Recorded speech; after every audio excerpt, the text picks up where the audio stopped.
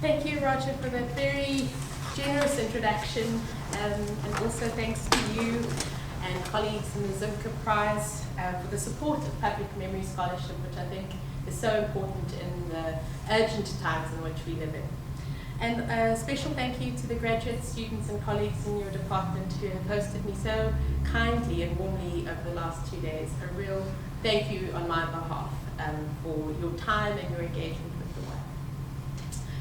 As Roger has said, I am based in Johannesburg, South Africa, and I have worked at Wits University for the last 20 years.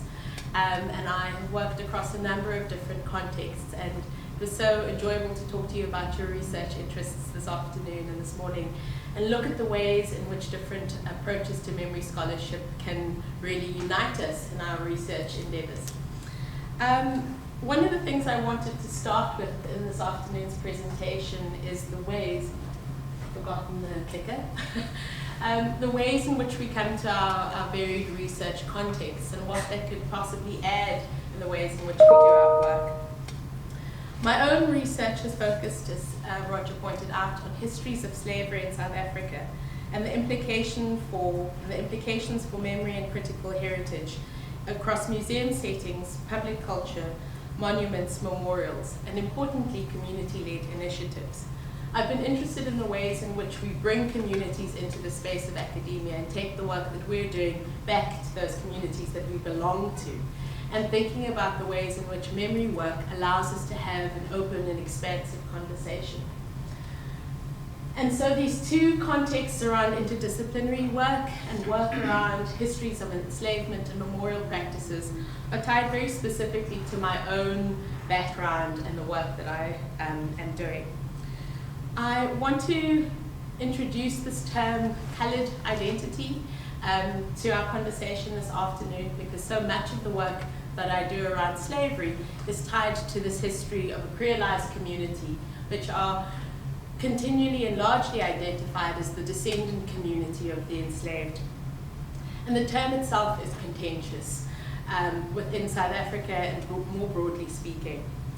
As Cummings has noted in 2020, from the start, the Cape was a slave society, and as elsewhere, mixing between Europeans, indigenous, and the enslaved occurred, giving rise to a group of creolized people who would later become known as coloured under the apartheid government's Population Regulation Act in the 1950s. This heterogeneous group of people resisted classification into white European or black Bantu, and the category coloured became a residual one, a hold-all for, quote-unquote, the leftovers. Sam North has also confirmed that the majority of slave descendants were classified as coloured by the state. So this term arises as a way to identify a creolized population related to slave history, but also takes on a different political articulation during the apartheid period, in which white Afrikaner nationalism attempts to form a distinct national identity, which demanded of it a distance from the term coloured and the coloured people who, with whom they shared blood, language, and religion. Legislation justified by sociological, ecclesiastical, and political views was adopted in order to maintain racial distinctions and prevent further mixing. Historically then, coloured was defined as a person who is not a white person or a Bantu person in South Africa that refers to the black population, using apartheid legislative terms. The Act further then distinguished the following subgroups of coloured: Cape Coloureds, Malay, Griqua, other coloureds, Chinese, Indians, and other Asiatics. So everyone who did not fit into a distinct identity defined by blackness or whiteness as racial categorizations were considered coloured, and then a series of subcategorizations happened. Muhammad Adhikari has elaborated on these historical connections between slavery and the genesis of the coloured population, which he sees as emerging in its fully fledged state from half a century after the emancipation of slaves at the Cape. And here he says that slavery nevertheless played a significant role in the making of coloured people, into a self-conscious social group. Because slavery was the key element of the economy and culture of the Cape Colony for 1.5 centuries, it had a profound influence on the nature of a post-emancipation society, and in this sense helped to prepare the ground for the emergence of coloured group consciousness. The ex-slaves and their descendants formed a major component of those people who came to constitute the coloured category, and that is a clear indication that slavery was of some importance to coloured identity, although it might have been indirectly at the time. So the term takes on this nuanced, complex space that transitions over time in South African society, and its connections to slavery and its articulation of that history vacillates over time as well. And it is that vacillation, that tension, that became really central to the work I was wanting to do in thinking about these histories and memories of enslavement and why they seemed so absent from early constructions of the post-apartheid nation and its discourses. So the sociologist Sumitra Erasmus, who I love, because I think you can love scholars and the work that they do, has articulated this formulation, which I come back to in my own work, and I try and maintain this tension. She says that there is no such thing as the black race. Blackness, whiteness, and coloredness exist, but they are cultural, historical, and political identities. So for her to talk about race mixture, miscegenation, interracial sex, and mixed descent are to use the terms and habits of thought inherited from the very race science that was used to justify oppression, brutality, and the marginalization of so-called bastard peoples. And those are often the terms invoked to talk about histories of colored identity and their creolized pasts. So this tension of engaging with the constructedness of an identity and the terminology used to do that, as well as the lived reality for communities who self-identify as colored and continue to produce identities and meanings tied to that, becomes central to the place of memory work, I suggest, in the bigger project that I'm working on, which this article is connected to. Okay, so that was the kind of opening gambit about how we come to research, how we come to kind of bring ourselves into our projects. And this morning, a lot of you were talking about your kind of how you come to your ideas and your topics, and the ways in which we're kind of deeply implicated in them, but also the ways in which it makes very urgent the work that we're needing to do. And I would just encourage you to hold on to that, because so much of what we do in academia starts to kind of erode that connection. And I think that the space of memory work allows us to kind of remember why we do what we do sometimes. So back to the article. This article comes out of the PhD. The other thing to say is that your PhDs never leave you. they stay with you for a long time afterwards, and you transform your relationship with the material. So this was a chapter of my PhD, and then became this article, and is now part of a book. But it was tied to my own interests in the place of slave history and memory. This, as I said before, is connected to my own ancestral history and the political work of needing to locate histories of enslavement and colored identity as central to the conversations of race, reconciliation, and belonging that continue nearly 3 decades after the beginning of democracy in South Africa. In the article, I discussed the histories of Cape enslavement, and I just wanted to briefly recap that here for you today.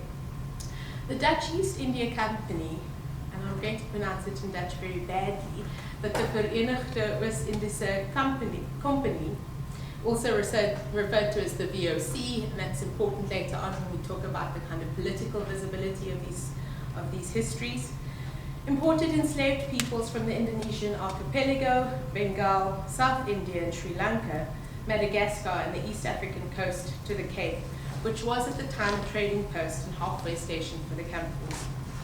In 1795, the Cape Colony was to fall under British control, and then again in 1806, finally becoming a British colony in 1814. The British would introduce amelioration laws in 1806, which were aimed at improving the welfare of the enslaved population, and the Cape Colony remained a slave society until 1834, when slavery was abolished by the British in all of its colonies. However, at the Cape, it would be another 4 years until the apprenticeship period ended. And during this time, the enslaved who were technically free were forced to serve time as apprentices to those who had formerly enslaved them, presumably learning the trade that would keep them able to support themselves post-enslavement. So, what I wanted to also do is locate the project, and I'm sure most of you know where South Africa is at the bottom of the African continent. But the work that I'm focused on is broadly located in this area, the small part of the country, down really at the bottom of the continent. But the point that I wanted to make is that the early history from the Cape Colony and its processes of enslavement would go on to inform much of what happened in the rest of South Africa's establishment in socio-political and labor engagements. And so, as other scholars have argued, that we cannot overstate the importance of enslavement and slave histories to the ways in which we come to understand how South Africa was developed. Authors such as Habiba Badaroon and Fred Morton have suggested that slavery shaped all social and economic relations, and that the importance of the institution of slavery has been under-researched in the ways in which we come to understand the colonial project within South Africa.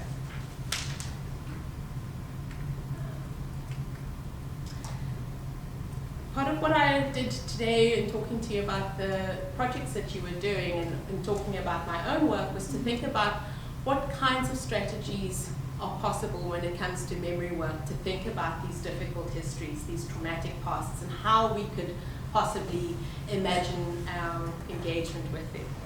And so I wanted to share these 3 examples with you as the kind of context in which I work. So I think about the historical record and the archives and what's available to us, what happens in the public memorial sphere, and then what happens in art and cultural practices. And I think about how we could constellate those things to think about the place of the memory of slavery. And these are 3 different examples produced by colored women in the post-apartheid period.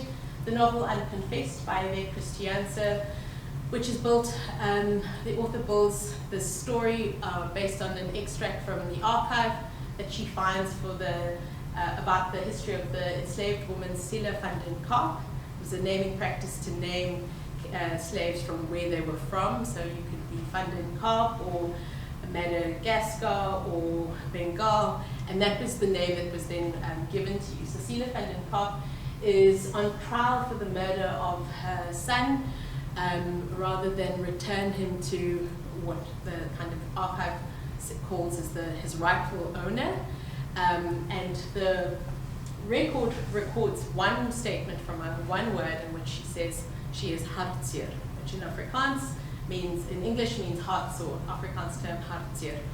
And the novelist produces this account of what the life of the enslaved might mean from that one trace in the archive. And for me, I think what's powerful around the work is what is possible to imagine and speak, and what remains impossible to retrieve, what is considered unspeakable about those difficult histories.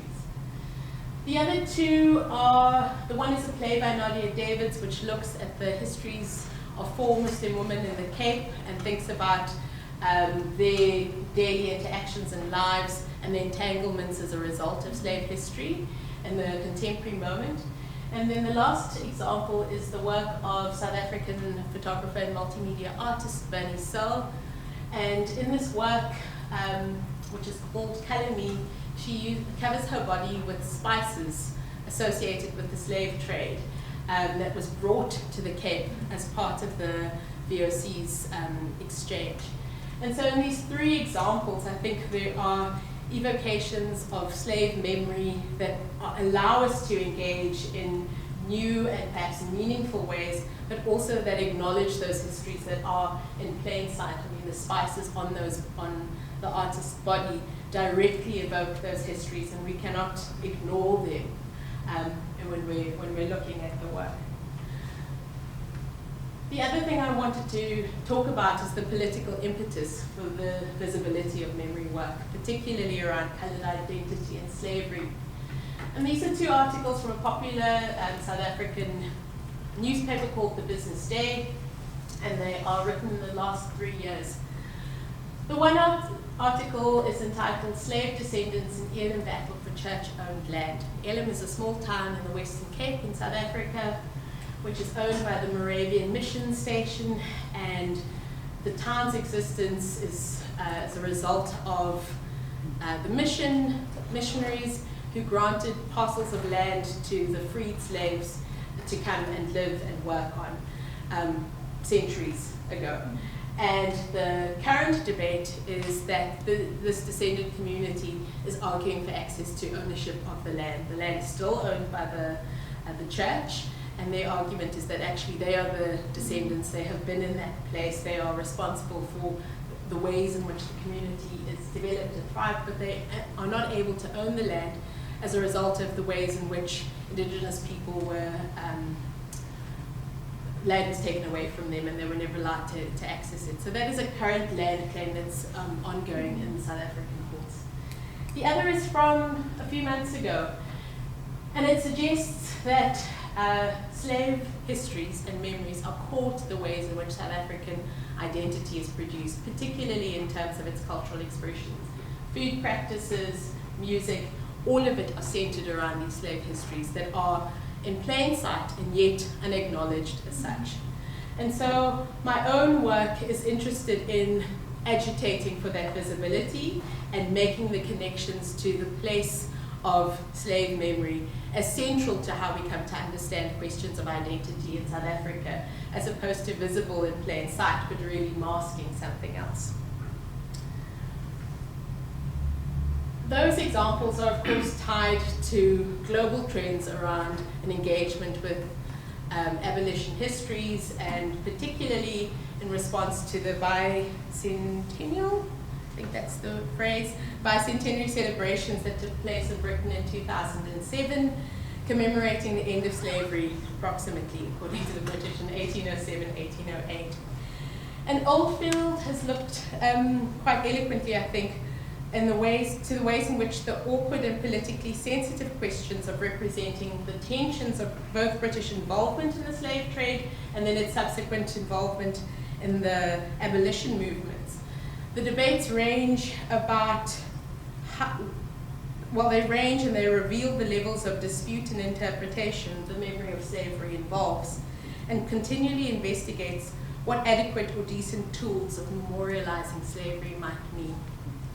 And this question of adequate or decent tools brings me back to the work of Linenthal and his ideas around the palatable narratives of slavery, which are central to the ways in which I developed the article. But there are things that I continue to think about as there are these new strategies within museums, new museums being developed and produced. How do we hold in tension the awkward relationships most societies have to slave histories, and whether awkward is in fact an appropriate term to think about or use? In the article itself, I looked at representational strategies. Given my own background and interest, I want to know how these things work, how they come together, and how we can kind of manipulate them in other contexts.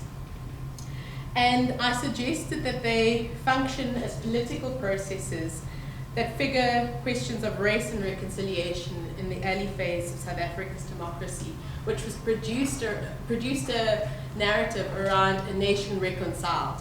And that was what the work of the TRC was aimed at doing, was bringing together these disparate groups in order to engender a transition that would enable us to have a kind of non-violent transition to democracy.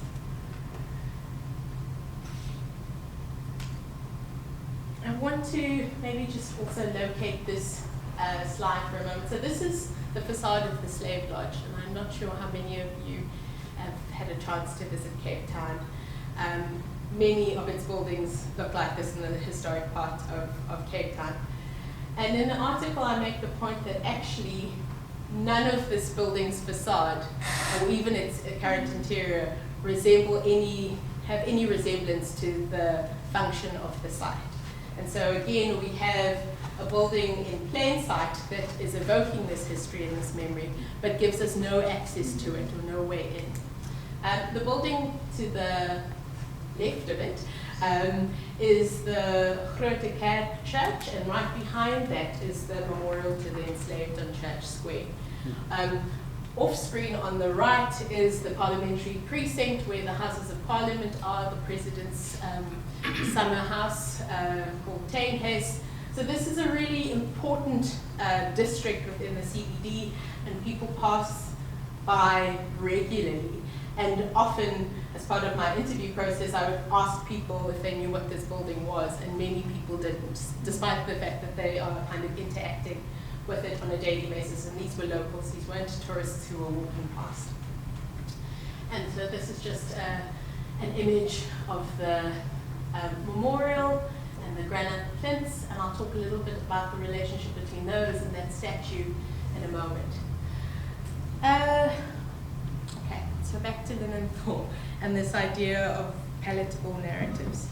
And I'm going to read this bit, if that's okay, because I think it's really important. In the epilogue to the book Slavery and Public History, Edward T. Linenthal offers his reflections on both the history of slavery within the context of the United States and this society's efforts and needs to memorialize their slave past.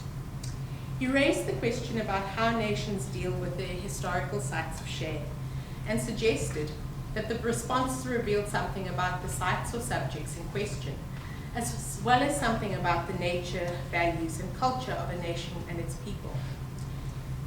In my own work, these sites of shame, I'm suggesting, are really tied to histories of slavery and colored identity, which is where the shame has been displaced as a result of these histories of perceived miscegenation. Linenthal argued that every nation has its own set of indigestible narratives, its fish-bone stories, and suggested that there was an ongoing historical and moral importance to engaging with America's indigestible narratives of slavery. This active engagement was necessary considering the ongoing strategic stances that are adapted to these fishbone stories that have become stuck in our collective consciousness. He details the strategies employed, including denying the difficult stories through processes of erasure and transforming the indigestible narrative into something benign. In the article, I suggest that we see aspects of this strategy evident in the post-apartheid national discourse of race and reconciliation, which, when it did recognize a slave past and slave memory, did so almost entirely in relation to producing narratives of racial reconciliation amongst all South African citizens. Linenthal's suggestion that the enduring hunger for redemptive narratives smooths any rough edges in these indigestible stories, insisting that other, more positive stories about slavery be told in the service of balance is important. He's further noted that stories about slavery require an effort and a willingness to trouble our own stories and to make these lives and pasts count in their complexities. And one of the conversations I had this morning with one of the graduate students was about what that willingness entails and what it translates to. So questions of grievability, questions of precarity, which I think were really important for how I wanted to return to this conversation, that it has implications across a number of different spaces. And Linenthal's idea of these stories being stuck in our consciousness, I think, has really resonated with me, because I think we feel that stuckness, that kind of discomfort as we engage with these memories and these histories. And in order to kind of do something with those feelings, we need to process those experiences. And my kind of hope in the work that we do is that we find more ways to process, as opposed to simply to refine in order to kind of digest, but that we can make a choice about, you know, how we do that. Where was I? Okay, so back to this image and the slave lodge. I am going to just do move on to this. So in the article, I go through quite a detailed analysis around the different strategies of display that are involved in this, in the museum itself. But for the purposes of time, I just wanted to focus on two aspects. The one, as I said earlier on, is about the fact that this history is visible in plain sight, but also masked in its engagement. And that makes the work that we're doing quite difficult. There is a lot written about the history of enslavement from a historical perspective. There are Cape historians working on it, there are community historians. It is a growing field of research which I think is really valuable. And the work I'm interested in doing is how do we extend the reach of that engagement and that research, and I think that the space of memory enables us to do that. In the work that was done by Eichmann, in which he details how the exhibition comes about and the role of the UNESCO Slavery Project in formulating a particular narrative that would be acceptable to various parties, meant that the history of enslavement at the Cape needed to be thought about and framed as a question of human rights. It was only possible for that history to be the kind of narrative that was developed by museum staff was passed in large part because it was aligned with questions around human rights atrocities, and that could be positioned in relation to this discourse of race and reconciliation, which was very prevalent at the time. So these are two images, and my apologies for the glare on that one. But the first is a panel as you enter into the foyer of the Slave Lodge, and it says, in 1998, this building was renamed the Slave Lodge. The exhibition, Remembering Slavery, is a project that tells the long history of slavery in South Africa and raises awareness of human rights. And then in this one, and I can't really see it in this slide, so again, the kind of latter part of it is that they discuss that the focus of the permanent exhibition is on slave-free family, the peopling of South Africa, and its aim is also to raise awareness of contemporary issues around human rights, equality, peace, and justice. So this rhetoric of reconciliation, human rights, really dominates much of the way in which the exhibition is produced and the narrative that occurs. There are 9 different galleries in the exhibition, but they include the history of the enslaved at the Cape, the journey, the locations where the enslaved were from, the life at the lodge, and then the last exhibition space, there is one dedicated to the cultural artifacts. But all of those gallery spaces align with this idea that there is a terrible thing that occurred, but it sets up a nation committed to overcoming these atrocities. And it's really aligned with a major focus around national unity. In fact, when I was conducting one of my field trips, there was an exhibition, temporary exhibition about the Soccer World Cup, kind of in one of the gallery spaces. And so you go through this permanent exhibition and you end in this moment of triumph around South Africans' involvement in the World Cup and how it was evidence of our ability to overcome. And so it really seemed to be a narrative or a history and a memory that was exploitable for different other contemporary moments that it could be tied to. And I suggest in the article that actually all of those additions, those layers of temporary exhibitions, the fact that the remains of the South African Cultural History Museum, which was a kind of white affairs museum in the 60s, that is still on the 2nd floor of the museum, where there's literally porcelain and silver and timepieces and like the relics of the colonial era, make a really complicated engagement for the visitor who has to really rethink what it is, what the place of slavery is in this moment in relation to all of these other narratives. But the co-option of slave history into racial reconciliation is absolutely central to how the exhibition narrative is developed, how tour guides take you through the space, and how they articulate the place of slavery in South Africa. And my interest was in how we could hold the tension of the things that are indigestible and And which in the article I suggest is one of the real moments in which you're encouraged to have an affective engagement with the memory and history of slavery, because there is audio playing, there are narrative accounts from travelers at the time telling us about life at the lodge. There is this model in the middle of the room. You see from the limited number of windows and doors, you start to imagine what life might have been like at the lodge.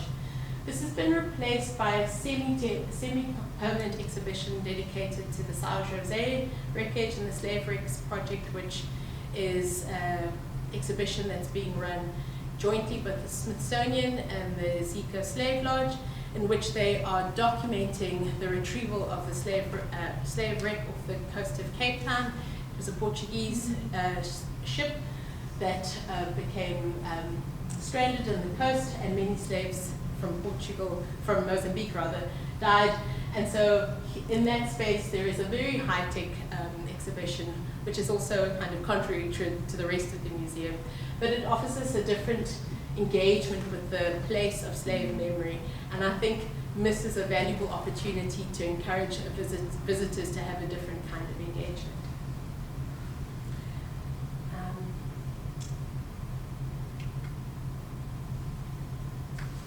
So I want to think again about the memorial to the enslaved.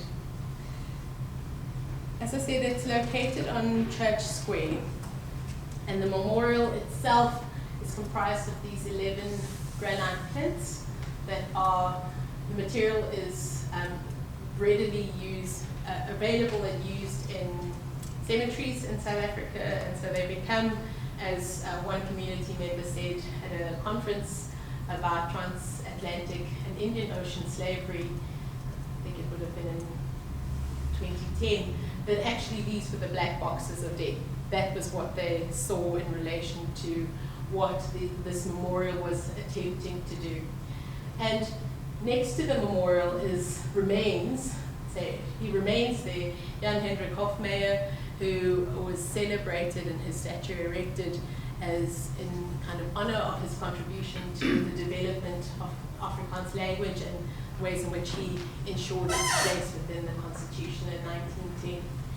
And so here for me is this perfect example of the intersections of these different memories and legacies.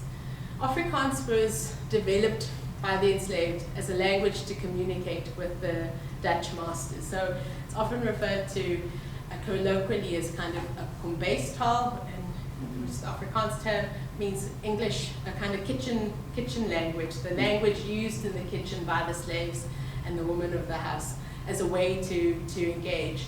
And often it has a number of these words that we still have in use in Afrikaans today.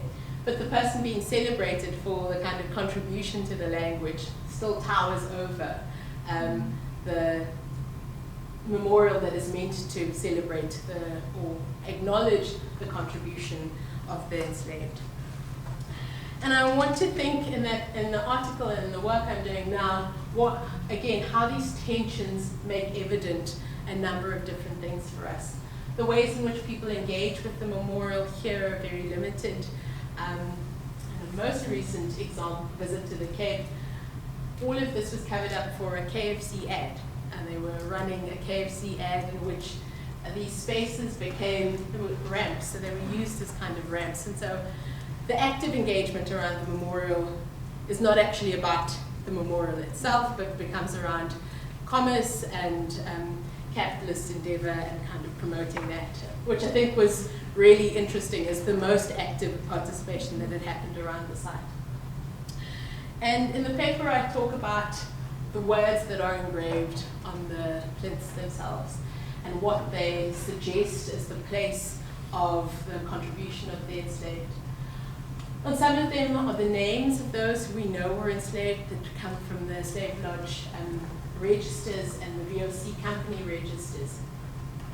And as you can see, there are things like Dikbeen van Cape Verde, which would in English is thick legs from Cape Verde, which is also a kind of incredibly dehumanizing strategy used to identify the slaves. on one of these I did find my surname, and then that kind of led to a different engagement with personal and familial histories of enslavement. But this, I think, is the thing that I have struggled with the most. This kind of articulation of what the contribution of the enslaved were, that they were largely labor-based, that they were productive, and that none of the exploitative or extractive practices associated with slavery, the gross inequalities, are captured in this. So moving from saddler to labourer to tea and washerwoman or cabinet maker would suggest that all of these things are ultimately productive, that we have all of these things as a result of slave histories, but none of the ways in which we come to accrue these things are evident. So I want to then just kind of segue to how this fits into the bigger project, which, as Roger's indicated, is entitled Holding Memory. And I've thought a lot about that title for a while. And a colleague suggested I should just call it Holding, because one word book titles are apparently far sexier and easier to sell. But I thought it was really interesting for me because I wanted to think about the ways in which we hold memory, both collectively in our cultural practices, in our public engagements, but also where slavery and the memory of it resides for us physically. And so in the book project, I'm thinking about sensorial ways of seeing slavery, feeling slavery, walking with slavery, being with slavery in different ways, because I want us to engage, and I want to engage with individually what that might mean for how we come to think about the memory of slavery. And I want to end with these two, again, recent examples. And this is from Twitter, because Babylon Storin, which is a wine farm in the Cape, very quickly removed the campaign after the uproar. So this was last year, and their Father's Day campaign was tied to this idea of the VOC, and the VOCs as a thing to be celebrated. It's a history that we want to acknowledge, but also commercialize. So they offered this tin, and particularly they suggested, in this phrasing, they say, our VOC scent pays homage to the trade ships of the Dutch East India Company that carried spices and other exotic goods to the Cape shores. That was their phrasing of what they did. And obviously, you know, the uproar around a kind of, again, engagement and visibility of slave history, but the complete elision of anything tied to engaging with the memory and a place of slavery was just kind of unbelievable. And it was about the fact that, you know, spice was that was what they, spice and other exotic goods was the way in which they referred to that slave history. And this is in 2022, a very popular wine farm. It's known for its food. People go and visit it for its gardens. Monty Don has done the British gardener, who's very popular, has done a huge series for the BBC about going to this farm, working with its kind of indigenous food practices. So it's very much central to how we come to understand what's happening in the Western Cape, what's happening in South Africa around the place of slave histories. And so when I think about this idea of holding memory, I want us also to be accountable for how we hold it and what we are kind of referring to and whose lives we're suggesting matter and which descendant communities are allowed to speak and not just kind of remain as cultural artifacts that can be exploited for commercial purposes. So I'm going to end there, and thank you again for your time.